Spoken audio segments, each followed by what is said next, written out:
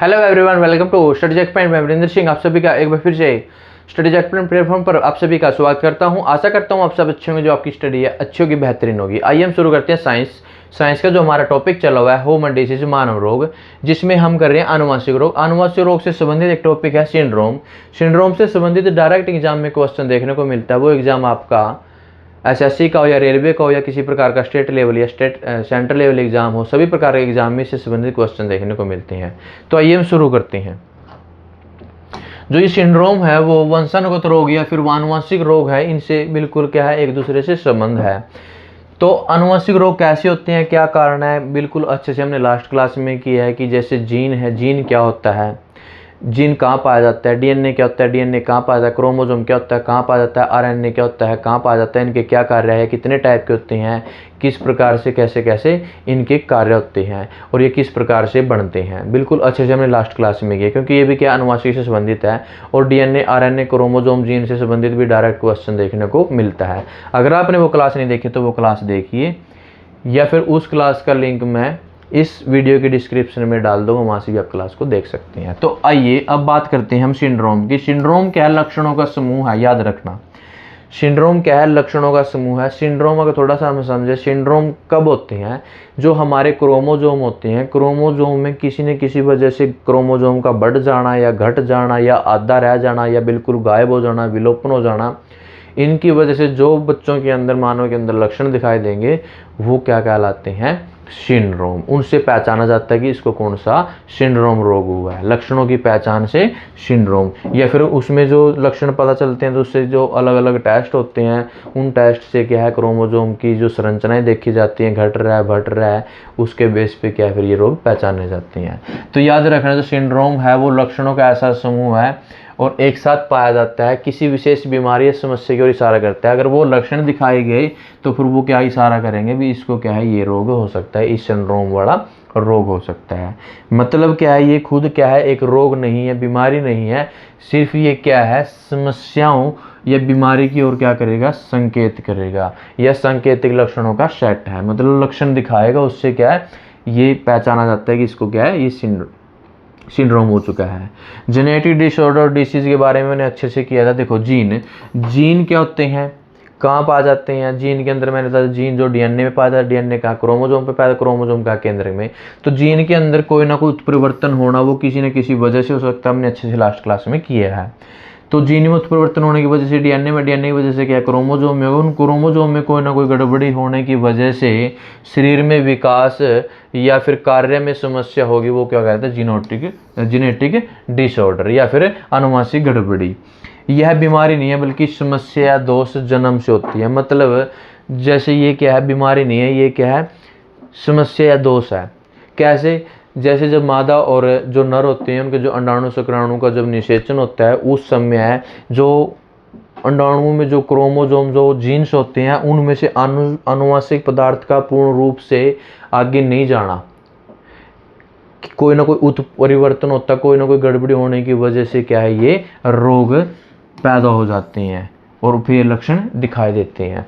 Clear है। तो जन्म के समय जो निषेचन होता है, भ्रूण बन होता है, भ्रूण में क्या ये प्रोसे आनुवंशिक पदार्थ है, वो पूर्ण रूप से कंप्लीट आगे नहीं गई हैं, उनमें कोई ना कोई गड़बड़ी हुई है, कम हो गए, ज़्यादा हो गए, तो उनकी वजह से क्या ये लक्षण पैदा होते हैं। और आनुवंशिक डिसीज क्या है, या आनुवंशिक बीमारी या जेनेटिक डिसीज क्या है, इन डिसऑर्डर की वजह से जो लक्षण दिखाई देंगे, उन लक्षणों से जो रोग होंगे या जो बीमारी दिखाई देगी, व्यक्ति बीमार होगा, वो क्या कहलाएगा, जेनेटिक डिसीज।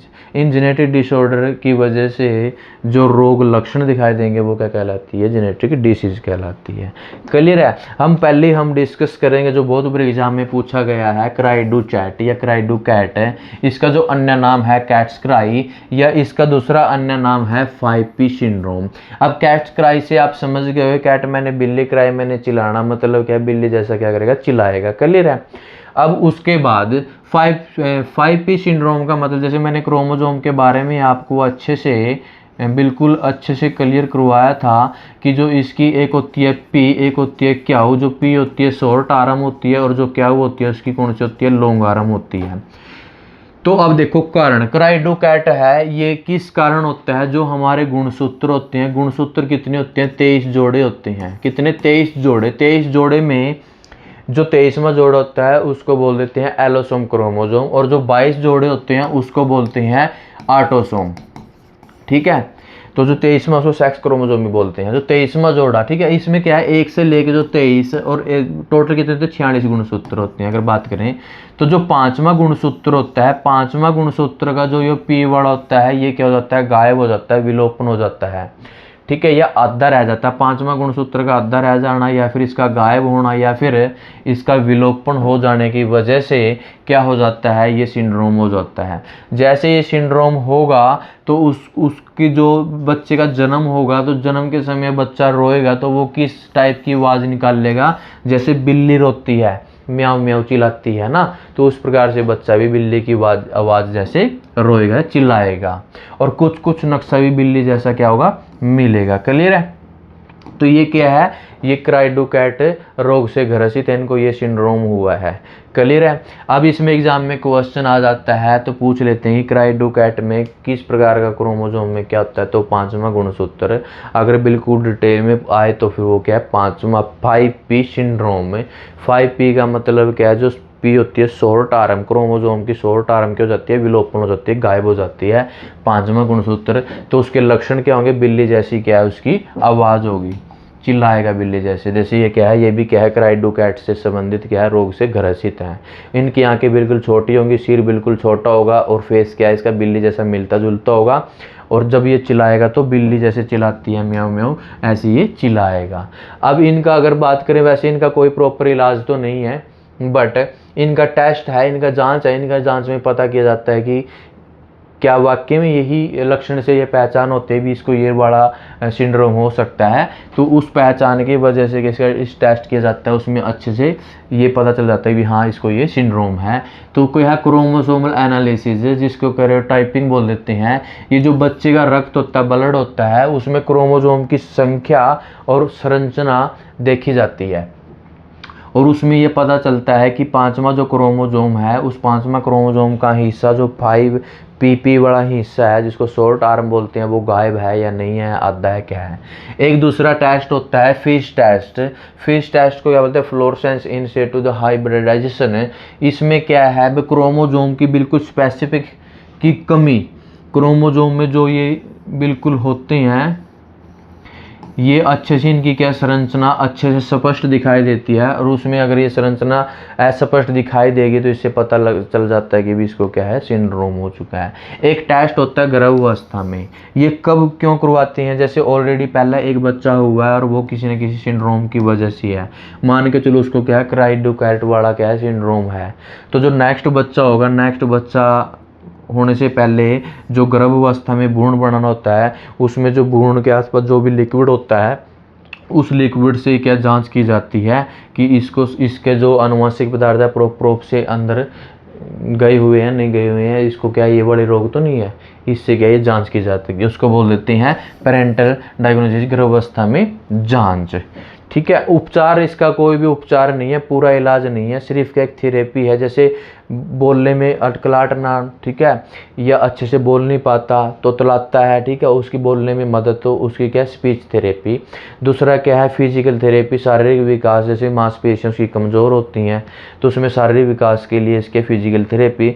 और एजुकेशन सपोर्ट, शिक्षा में भी मदद, ठीक है, थोड़ा इसका क्या है, थोड़ा कमज़ोर होता है तो उसमें भी क्या है, थोड़ा सा इसकी थेरेपी। ठीक है, तो एजुकेशन सपोर्ट, इस टाइप के क्या है ये क्वेश्चन देखने को मिलता है। और लगभग इस टाइप से एग्जाम में क्वेश्चन सिर्फ ये पूछा जाता है, क्राइडोकैट है कौन से गुणसूत्र की वजह से, तो 5वां गुणसूत्र है। पूछ ले तो 5वें गुणसूत्र में क्या होता है, तो वो क्या है, विलोपन हो जाता है। अगर और डीपली पूछे तो किस टाइप का होता है, जो 5p शॉर्ट आर्म होती है वो बिल्कुल क्या हो जाती है, गायब होती है। क्लियर है? और कैसे लक्षण है, बिल्ली जैसी आवाज़। उसके बाद हम बात करते हैं डाउन सिंड्रोम में, जिसको क्या बोलते हैं, ट्राइसोमी। ट्राइसोमी को बोल देते हैं हिंदी में त्रिगुणसूत्रता। अब देखो 23 जोड़े होते हैं और हर एक जोड़ा मतलब 2 गुणसूत्र। एक पेड़ में कितने होते हैं, 2 गुणसूत्र होते हैं। क्लियर है? तो ट्रिसोमी का मतलब, ट्राइसोमी का मतलब क्या है, 3 गुणसूत्र होना, 2 की जगह क्या 3। अब देखो जो डाउन सिंड्रोम है 21वें गुणसूत्र, 1 से लेके टोटल कितने होते हैं 46 होते हैं। जो इसमें 21वां गुणसूत्र होता है, 21वें गुणसूत्र में एक गुणसूत्र बढ़ जाता है, एक गुणसूत्र का बढ़ जाना। तो 46 से कितने हुए टोटल 47 हो गए।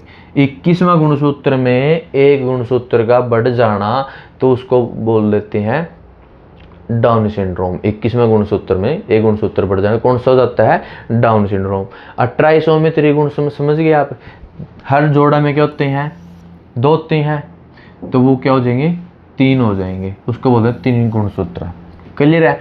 अब देखो इसमें जो लक्षण दिखाई देंगे तो मेन हर बार एग्जाम में आता है, तो ये आता है बच्चा का जो IQ होगा बिल्कुल कम होगा, और बच्चा कैसा होगा मंद बुद्धि वाला होगा। कैसा होगा मंद बुद्धि वाला होगा, ठीक है, उसमें इतना दिमाग नहीं होगा। और दूसरा क्या, जो इसका IQ है वो लगभग 20 से 30% होगा। IQ मीन्स मतलब इंटेलिजेंस कोशिएंट, ठीक है, कोशिएंट। तो 20 से 30% होगा। बच्चे का मुंह ज़्यादातर खुला रहेगा, और बच्चा का मुंह खुला रहेगा तो मुंह से भी क्या है लार टपकती रहेगी। इसकी वजह से क्या है उसका पाचन और सूंघने में क्या समस्याएं होगी, ठीक है। उंगलियां भी अलग टाइप की होंगी, अलग विकृति होंगी, अलग शेप होगी। ये क्या है इसके लक्षण है। अगर एग्जाम में इस सिंड्रोम से संबंधित क्वेश्चन आते हैं तो गुणसूत्र से संबंधित आते हैं, कौन सा गुणसूत्र की वजह से कौन सा सिंड्रोम होता है। क्लियर है। अगर पूछे तो लक्षण जैसे क्या है मुंह खुला है, लार टपकती रहेगी, ठीक है। और इनका जो लगभग अगर इनकी औसत आयु क्या है बहुत ही कम दिन की होती है, क्या है मर भी जाती हैं, ठीक है। अब उसके बाद बात करते हैं एडवर्ड सिंड्रोम। एडवर्ड सिंड्रोम को क्या बोलते हैं ट्राइसोमी 18 का मतलब कि 46 से 47 हो जाएंगे। कब होंगे जब 18वें गुणसूत्र में क्या है एक क्या हो जाएगा बढ़ जाएगा, इंक्रीज हो जाएगा। एक है 18वें गुणसूत्र में एक गुणसूत्र का बढ़ जाना, जिससे कौन सा हो जाता है एडवर्ड सिंड्रोम हो जाता है। कौन सा एडवर्ड सिंड्रोम। एडवर्ड सिंड्रोम में क्या लक्षण है, बच्चे का मुंह बहुत छोटा होगा, मतलब जो औसत जो मुंह की जो शेप होती है 2 लिप्सों का जो मुंह होता है वो क्या होगा मुंह छोटा होगा, ठीक है। एक बिल्कुल जो सिर पूरा फेस है वो भी क्या छोटा होगा।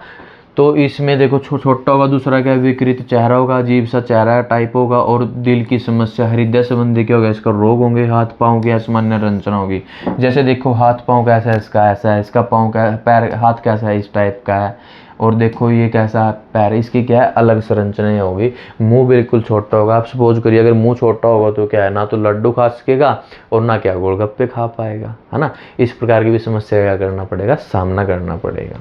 तो क्लियर है। तो कौन सा 18वें गुणसूत्र की वजह से क्या है ये रोग एडवर्ड सिंड्रोम हो जाता है। देखो ये कैसी शेप है इसकी हाथ पैर की, उंगलियां देखो कैसे इनकी विकृत है, फेस बिल्कुल छोटा सा, मुंह बिल्कुल छोटा सा है। तो इस प्रकार के ये जो लक्षण है दिखाई देते हैं किसी में एडवर्ड में, ठीक है। ये देखो उंगलियां इसकी, ये कान अजीब टाइप की शेप है, देखो सर कैसा है इसका, ठीक है। अगर इस प्रकार की आपको ये वीडियो अच्छी लग रही है तो वहाँ पे वीडियो ज़्यादा लाइक करें, शेयर करें, चैनल को सब्सक्राइब करें और बेल आइकन वाले बटन पर जरूर क्लिक करें ताकि आपको हर प्रकार की क्लास के नोटिफिकेशन टाइम पे मिल सके। अब देखो नेक्स्ट देखिए पटाऊ सिंड्रोम। पटाऊ सिंड्रोम को क्या बोलते हैं ट्राइसोमी 13 बोल देते हैं। वही त्रिगुण मतलब जो 13वां गुणसूत्र है उसमें क्या है एक और बढ़ जाएगा, क्या हो जाएगा एक और बढ़ जाएगा। तो 13वें गुणसूत्र में एक गुणसूत्र का बढ़ जाना मतलब 46 से कितने हो गए 47 हो गए। तो उसमें लक्षण क्या दिखाई देंगे, जो होठ होगा बच्चे का, जब उसका जन्म होगा पैदा होगा तो उसका होठ होगा ऊपर वाला होठ क्या होगा कटा हुआ मिलेगा, जो लिप्स है ऊपर वाला कटा हुआ मिलेगा, ठीक है। और आंखें की असमानता होगी, अतिरिक्त उंगलियां होंगी और मस्तिष्क की समस्या होगी, दिमाग थोड़ा सा कैसा होगा कमजोर होगा। तो याद रखना इसमें क्या है जितने सिंड्रोम है इसमें डायरेक्ट क्या है या तो गुणसूत्र के बारे में पूछते हैं या लक्षण के बारे में पूछते हैं, इससे बाहर कभी भी एग्जाम में। देखो इसमें क्या है ऊपर वाला होठ क्या कटा हुआ मिलेगा, ठीक है। तो वो कौन सा है पटाऊ सिंड्रोम है। कौन सा है पटाऊ सिंड्रोम। पटाऊ सिंड्रोम को क्या बोलते हैं ट्राइसोमी 13 क्यों बोलते हैं मैंने आपको बताया था। एक गुणसूत्र का बढ़ जाना 2 से क्या हो जाते हैं 3 हो जाते हैं। तो इसमें ऊपर वाला क्या होगा होठ कटवा मिलेगा। अब जैसे पटाऊ सिंड्रोम है, पटाऊ का मतलब पटाना। अब कोई किसी को पटाएगा तो मतलब वो उसका हो जाएगा, जैसे आप मुझे पटाओगे तो मैं आपको तेरा हो गया, ऐसे याद रखो। इसकी ट्रिक क्या है, अगर कोई किसी को पटाता है तो वो हो जाता है, मतलब आप मुझे पटाओगे तो मैं तेरा हो गया, क्लियर है ना। तो मतलब पटाऊ का मतलब तेरा होना, तो याद रखना पटाऊ का 13वां गुणसूत्र, पटाऊ का 13वां गुणसूत्र, क्लियर है। ऐसे ट्रिक के अकॉर्डिंग भी आप क्या याद कर सकते हो। उसके बाद क्लाइनफेल्टर सिंड्रोम। क्लाइनफेल्टर सिंड्रोम भी किस प्रकार का क्रोमोजोम है, सेक्स क्रोमोजोम है। सेक्स क्रोमोजोम आपको पता है मादा के अंदर, महिला के अंदर XX पाया जाता है और पुरुष के अंदर किस प्रकार का पाया जाता है, XY पाया जाता है। अब देखो जो X गुणसूत्र है ये क्या है, मादा के लक्षणों का द्योतक है, क्लियर है।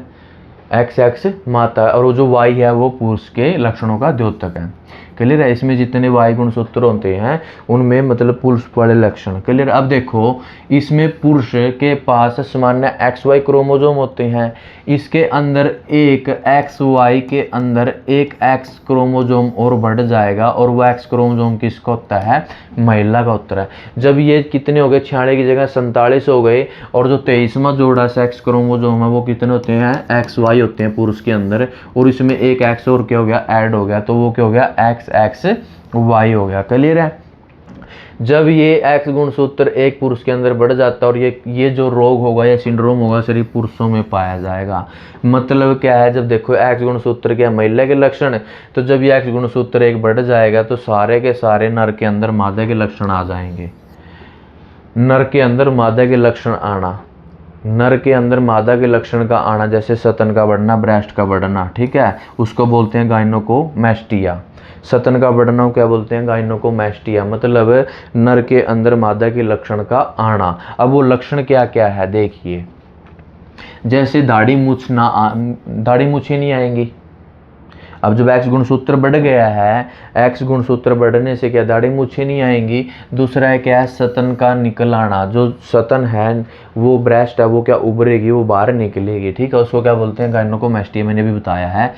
औरत जैसी क्या होगी, उसकी आवाज़ होगी, औरत के बीच में क्या करेगा, महिलाओं के बीच में वो रहना पसंद करेगा, और जितनी एक्टिविटी होती हैं, चाल ढंग बोल चाल सब कुछ, वो क्या एक्टिविटी क्या है, महिला जैसा क्या है बर्ताव या एक्टिविटी करेगा। और जो पुरुष के जो टेस्टिस होते हैं, अंडकोश होते हैं, वो बिल्कुल क्या होते हैं, छोटे होते हैं। और बांझपन क्या होगा, बांझपन इनफर्टिलिटी, मतलब ये क्या है, बच्चे पैदा करने में सक्षम नहीं होगा, ठीक है, बांझपन होगा।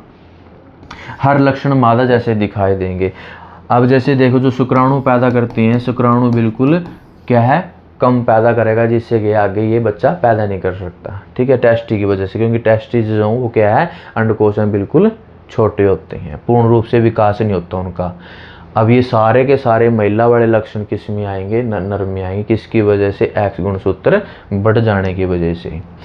तो देखो जी ये क्या, चेस्ट बढ़ रही है, ठीक है, टेस्ट छोटे छोटे हैं, ठीक है, अलग से स्पाइरस फेशियल्स है, हेयर हैं अलग अलग, जितनी एक्टिविटी है क्या सारी महिला वाली हैं, ठीक है। उसके बाद बात करते हैं टर्नर सिंड्रोम। टर्नर सिंड्रोम यह भी क्या है, एक सेक्स क्रोमोसोम क्या है, डिसऑर्डर है। और ये जो हमारा ये था क्लाइनफेल्टर, वो पुरुषों में पाया जाता है। जो टर्नर सिंड्रोम हमेशा किस में पाया जाएगा, महिलाओं में पाया जाता है, किसमें, महिलाओं में। अब देखो महिला के पास कौन से गुणसूत्र होते हैं, सेक्स क्रोमोसोम में XX गुणसूत्र होते हैं। तो इसमें क्या है, एक X गुणसूत्र है जो वो खत्म होगा, एक कम मिलेगा, ठीक है। वो कब होते हैं, मैंने कहा जन्मजात, क्लियर है। तो क्या है, 46 से कितने रह गए, 45। और मादा के पास कौन से होते हैं, XX होते हैं, मतलब सिर्फ एक X गुणसूत्र रहेगा। तो 46 से 45 गुणसूत्र रह गए, क्लियर है। और किस में होता है, हमेशा महिलाओं में होता है। तो उनमें जो लक्षण दिखाई देंगे वो लक्षण किस प्रकार के दिखाई देंगे, तो महिलाओं के अंदर क्या है, मासिक धर्म नहीं आएंगे। क्या है, मासिक धर्म, जिसको मेंसेस बोल देते हैं। हर महीने MC पीरियड नहीं आएगा, क्लियर है। और MC पीरियड का मतलब क्या है, मेंस्ट्रुअल साइकिल, क्लियर है। तो मासिक धर्म नहीं आएगा, MC पीरियड नहीं आएंगे। और जैसे ये महिलाओं को और क्या है, दिल से संबंधित और गुर्दे से संबंधित भी क्या है, रोग पैदा होंगे। अच्छे से गुर्दे में कमी होगी और दिल संबंधित क्या है, रोग पैदा होंगे। और ओवरी का सही से विकास नहीं होगा। जो ओवरी होती है, ठीक है, अंडाशय होता है, यूट्रस होता है, ठीक है, जहाँ अंडाणु बनते हैं फर्टिलाइजेशन के लिए, वह इनफर्टिल मतलब बांझपन जैसी होंगी। अब देखो जिन महिलाओं को पीरियड नहीं आएंगे, मासिक धर्म या मेंसेस नहीं आएंगे, तो वो क्या है, ऑलरेडी क्या है, बच्चे पैदा करने में सक्षम नहीं होगी। क्योंकि पीरियड क्या है, जैसे हर 28 साइकिल में जैसे वो अंडाणु बनता है वो वेट करता है फर्टिलाइजेशन का, अगर वो वेट नहीं करता और वो फिर वो क्या है बाहर निकल आता है ब्लड के जरिए। क्लियर है ना। ये बिल्कुल अच्छे से प्रोसेस हम जैसे इसके बारे में डिस्कस करेंगे वो नेक्स्ट क्लास में अच्छे से करेंगे। तो याद रखना वो क्या है हर महीने आते रहते हैं। तो पीरियड, तो वो क्या पीरियड नहीं आएंगे और क्या अंडाशय, जब ये पीरियड नहीं आएंगे तो क्या है मतलब निषेचन नहीं होगा, और निषेचन नहीं होगा तो मतलब फर्टिलाइजेशन जो आगे के बच्चे पैदा नहीं होंगे। अब देखो इसमें दो चीज़ें और याद रखो आप, क्या रखोगे, जैसे एक तो होता है रजोधर्म या फिर रजोदर्शन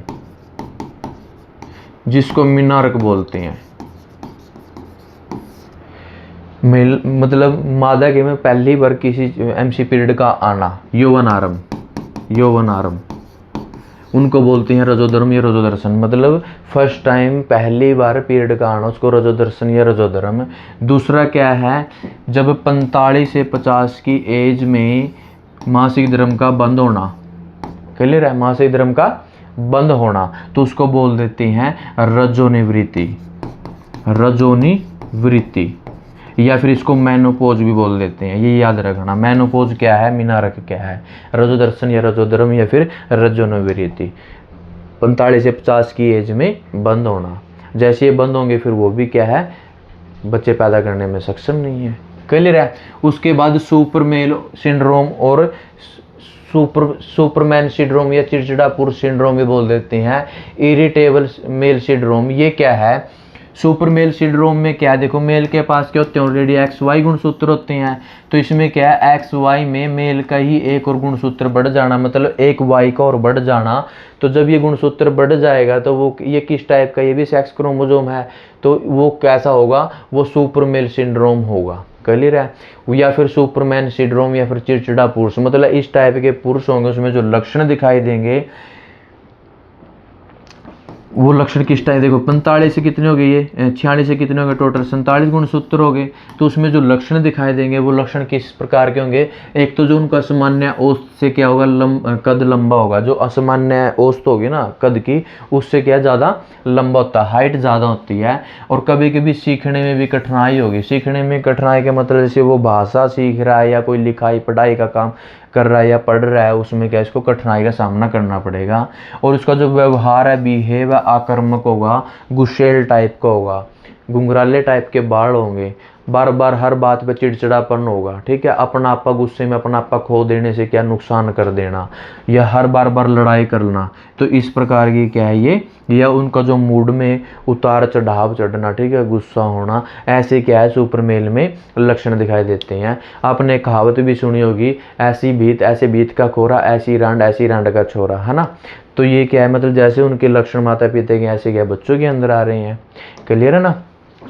अब उसके बाद सुपर फीमेल सिंड्रोम, जैसे ही सुपर मेल सिंड्रोम था ऐसे ही सुपर फीमेल सिंड्रोम भी है। क्या है इसमें, इसको ट्रिपल एक्स सिंड्रोम भी बोला जाता है। क्यों बोला जाता है, या इसको सुपर वोमेन सिंड्रोम भी बोला जाता है। तो जो 46वां गुणसूत्र होता है, जो 23वां जोड़ा होता है मादा के पास XX होते हैं, इसके अंदर एक X और बढ़ जाता है, तो इसको ट्रिपल एक्स इसलिए बोला जाता है, ट्रिपल एक्स क्रोमोजोम। इसमें क्या हो जाता है, जैसे ये X क्रोमोजोम बढ़ेगा तो इससे क्या जो महिला होते हैं वो महिला के लक्षण वो किस टाइप के दिखाई देंगे, वो कैसे गुस्सेल टाइप की होगी, उनका बिहेवियर प्रॉब्लम, बार बार उसका क्या गुस्सा होगी, सामान्य हाइट से क्या होगी कि ज़्यादा होगी। ठीक है। और कभी कभी इसमें सीखने में भी क्या होगी, कठिनाई होगी। ये इसकी जो एक्टिविटी होगी बार बार टाइम पे क्या चिड़चिड़ापन, गुस्सा होना या फिर भड़काऊ टाइप की लड़ाई कराने वाले, ऐसे क्या इसके लक्षण दिखाई देंगे। तो आपने सुना होगा ना भी ऐसे इसके घर वाले हैं, ऐसे ही हैं, तो ये इस टाइप के लक्षण दिखाई देती हैं। इसमें जो हमने किया है इससे रिलेटेड जो एग्जाम में क्वेश्चन आते हैं गुणसूत्र से रिलेटेड आते हैं कि बोलते हैं 18वें गुणसूत्र में कम होने से कौन सा रोग होता है, या 13वें गुणसूत्र में एक बढ़ जाने से कौन सा रोग होता है, या 21वें गुणसूत्र में बढ़ जाने से घट जाने से इससे संबंधित कौन सा रोग है, या पटाऊ सिंड्रोम में गुणसूत्र में क्या होता है, बढ़ जाता है घट जाता है, या कौन सा गुणसूत्र होता है 13वां गुणसूत्र होता है उसमें क्या होता है, बढ़ना होता है। इसे क्लाइनफेल्टर में क्या होता है कि क्लाइनफेल्टर सिंड्रोम से क्या लक्षण दिखाई देती हैं, नर के अंदर मादा के लक्षण का आना। इस टाइप के क्वेश्चन एग्जाम में पजल करके एग्जामिनर पूछता है। अगर आपको ये क्लास अच्छी लगे तो इस क्लास को आप ज़्यादा से ज़्यादा शेयर करें, लाइक करें और चैनल को सब्सक्राइब करें और बेल आइकन वाले बटन पर जरूर क्लिक करें ताकि आपको हर प्रकार के क्लास के नोटिफिकेशन टाइम पे मिल सके। मिलते हैं नेक्स्ट क्लास में। इससे संबंधित एग्जाम में एमसीक्यू क्वेश्चन किस प्रकार के थे उनकी करेंगे प्रैक्टिस। धन्यवाद, थैंक यू।